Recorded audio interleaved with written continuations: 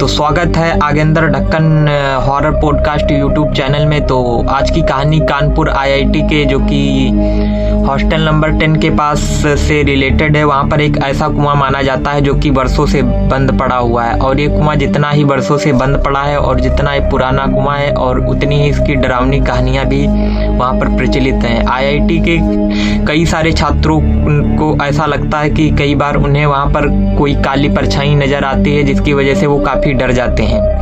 और वहाँ के बुजुर्गों और आसपास के माहौल की बात करें तो वहाँ के जो बुजुर्ग लोग हैं जो कई सालों से वहाँ पर रह रहे हैं, तो उनका मानना है कि कई दशक पहले यहाँ पर एक लड़का जो कि उसका नाम ले लेते हैं अनुज नाम का लड़का, जो कि यहाँ पर पढ़ाई करने के लिए आ रखा था। और वो पढ़ाई करते करते इतना डिप्रेशन में हो गया था कि उसको कुछ समझ में नहीं आ रहा था कि अब वो क्या करे। तो एक दिन की बात है, उसका जो मानसिक संतुलन होता है वो बिगड़ा हुआ था और वो उसके परिवार वाले भी उसको देखने के लिए नहीं आए। तो शायद से उसको और भी डिप्रेशन हुआ रहा होगा। तो अचानक एक दिन क्या हुआ कि उसको सूझा कि आत्महत्या कर लेते हैं। तो वहाँ पर एक पास में कुआं पड़ता था। वो कुआं काफ़ी गहरा है और कई सालों से वो बंद ही पड़ा था, उसमें पानी भी नहीं था। तो अचानक वो उसमें छलांग लगा देता और जिसकी वजह से उसकी जान चली जाती है। माना जाता है कि वो जो लड़का था वो तो मर गया, पर वो तो यहाँ से चला गया, पर उसकी रूह जो है, जो उसकी आत्मा होती है, वो आज भी इस कुएं के अंदर ही रह गई है। जो उस आईआईटी के छात्र हैं उनका मानना है कि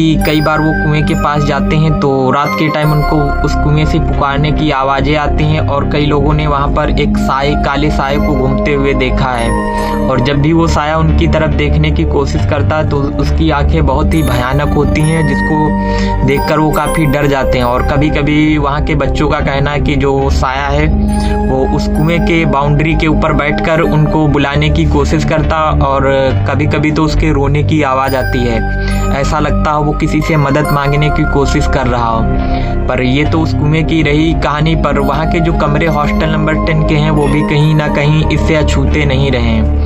तो बच्चों का कहना कि रात के टाइम जब वो पढ़ाई करना स्टार्ट करते हैं तो अचानक ही लाइट जब चली जाती है तो ऐसा लगता है कि वहाँ पर कोई काला साया खड़ा उनको घूर रहा हो, जिसकी वजह से वो कंबल या कोई चीज़ होती है जिसको ओढ़ लेते हैं, जिसकी वजह से वो डरे ना। के बच्चों का कहना है कि कभी कभी वो साया जो वहाँ की रूम जो है उनकी जो गलियाँ रहती हैं वहाँ पर उसको टहलते हुए उन लोगों ने देखा है। और कभी कभी तो ऐसा लगता है कि अचानक ही कोई उनके सामने खड़ा है और अचानक ही गायब हो जाता है। तो बच्चे वहाँ पर जो भी हैं वो काफ़ी डरे रहते हैं रात के टाइम। तो उस हॉस्टल से वो लोग निकलने से अवॉइड ही करते हैं कि बाहर कोई काम ना हो तो जाना ही ना पड़े। और कई वर्षों से वहाँ पर एक और घटना घटित हो रही कि जो बच्चा है वो अभी तक ये नहीं पता चला वो कहाँ का रहने वाला था और क्या उसका अतीत रहा है उस कुएं से। केवल वहाँ के जो बुजुर्ग हैं वो इतना ही बताते हैं कि उस बच्चे ने उस कुएं में जाकर आत्महत्या कर ली थी, जिसकी वजह से उसकी आत्मा आज भी उस कुएं के आसपास घूमती रहती है। तो लोगों का तो यही मानना है कि जो वो काला साया है उसको कहीं ना कहीं से मुक्ति मिल जाए। पर वहाँ पर कोई पूजा पाठ तो करवाता नहीं, क्योंकि वो एक कॉलेज कैंपस है, तो वहाँ पर लोग केवल पढ़ाई करने के लिए आते हैं। और कई बार तो एक यूट्यूबर हैं जो कि बहुत ही फेमस यूट्यूबर हैं, उन्होंने इस चीज़ को कवर किया था, तो वहाँ पर काफ़ी सारा बवाल हुआ था, जिसकी वजह से उसको ये वीडियो डिलीट भी करना पड़ा था।